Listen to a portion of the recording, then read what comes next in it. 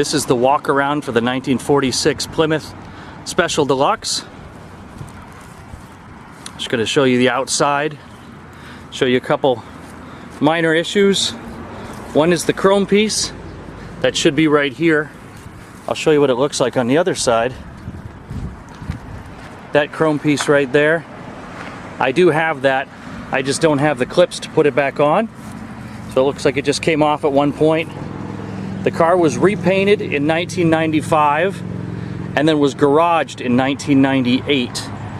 So it has been sitting for about 16 years. Right down here on the driver's side door, you can see there is a spot, looks like where the paint is kind of chipped off and it's rusted a little bit. And then there's a little bit of wear right here on the door. The rest of the paint looks nice and shiny.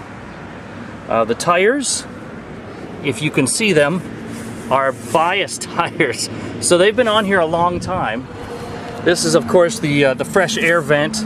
There's a lever inside that lifts that up and brings it back down again. All the glass is in really good shape. There's no cracks. There's no anything. Again, taking a look at the paint and the chrome, everything looks pretty good. It has all four of its hubcaps. The roof of the car is nice and clean. As we come around the back, it does have the backup light, which I believe was an option in 1946. These are tail lights for when the lights are on, and this is the brake light. There's all kinds of, I guess that's the Mayflower all around the car. The license plate light does work. There is some chrome issues on the rear bumper. I do know of a listing on eBay that has the front and the rear bumper for like $150 each, including shipping, and they don't have the chrome issues there. I can give you the information on that. Continuing to walk around the car, the passenger side looks just as good as the driver's side. There are two imperfections on this side. One is right up here. I hope you can see that. Just a little bit of a ding there. And then on the hood itself, there's a little bit of a ding there. But it has all the chrome, it has all the nameplates. Like I said, all four hubcaps, and all four tires are the bias tires. So I'm not sure when they stopped putting those on the car, but it's been a long time. If we come back around here and take a look at the trunk, it is your basic trunk, but it does come with the original jack and also the rest of the jack material. This is the original gas cap. It was a locking gas cap, and I guess the key must have gotten lost at one point, so they replaced the original with a pretty good replacement there. So that is the trunk and the underside of the trunk. All the lights work back here, no issues at all. All right, we're going to start around on the driver's side. The rear doors are suicide doors. I've put some aftermarket seatbelts in here just to make it safe, but this is the original interior from 1946. The carpet's in good shape. You can see the back of the driver's side, the door cards. Door cards could definitely be replaced. You can see this one out in the sunlight. Down on the bottom has some issues. The vinyl could be replaced. The door card itself is not bad. The padding is not bad. The chrome is nice. If we look up inside here, you can see the headliner, original to 1946.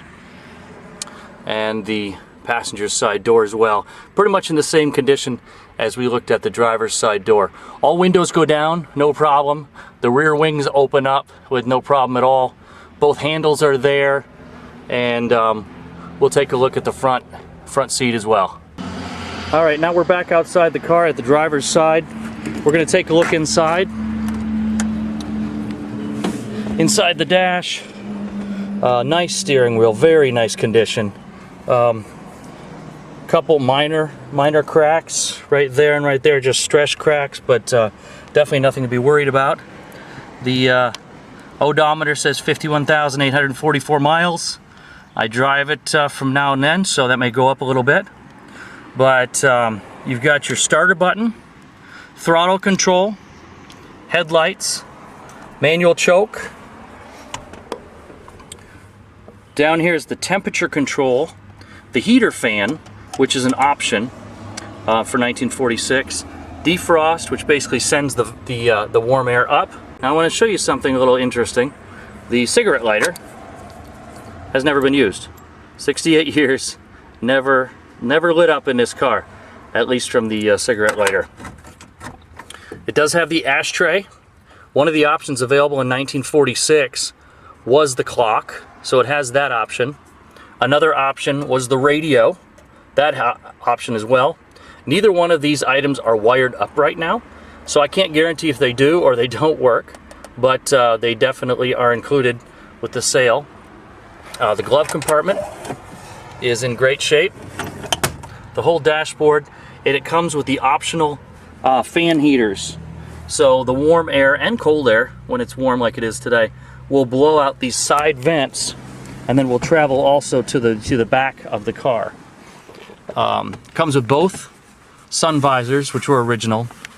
I don't know when these were added, but this is a Polaroid sun shield, and it says for daytime use only. So when you don't have your sunglasses on, you can flip that down and it helps you to see a little bit better. And there's one on each side, one for the passenger and one for the driver. Now if you look at the driver's side door card, the armrest is still there, it's still strong, still attached, it's just worn out. The passenger side of the seat cover is okay, and as we make our way back over to the driver's side, it's worn out pretty well. So you'd probably want to get this reupholstered, but any upholstery shop can do that. It's a basic late 40s style of seat, and the driver's door card as well. One of the issues with the car itself, pedals are good, but one of the issues is actually the floor, and I'll show you. Underneath all these old floor mats are some rust holes, so you're definitely going to want to get this taken care of to take care of the rust before it gets any worse. But it's definitely drivable. I drove it over here this morning, drove it for a while. Serial number is 119-40909 if you want to look up and see anything about it. The seat slides up and back just fine, and we'll take a look under the hood and you can take a look at the engine that this has. Another one of the options it has is the fog lights. Two options that they did not decide to get from the dealer in 1946. One was seat belts and the other were turn signals. Yep, those were both options back in 1946. They did opt for the dual horn though, which has a great sound to it. We'll take a look at that in just a minute or two. This is the engine. This is the standard flat 6. I changed the spark plugs on it. Everything runs good. Battery was replaced by the previous owner in October of 2012, it looks like. Or at least that's when the battery was from.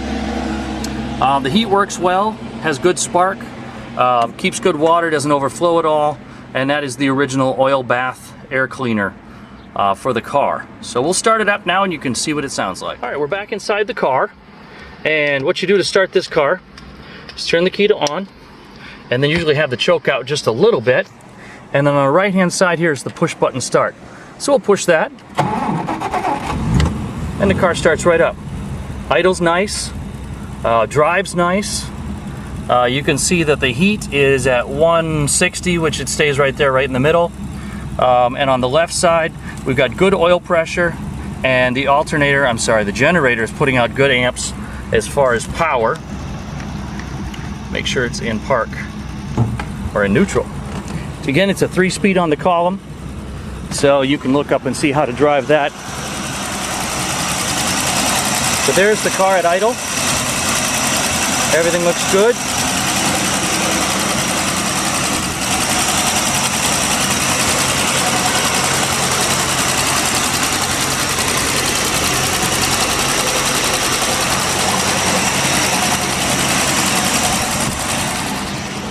know what you're thinking. I bet you want to hear the horn.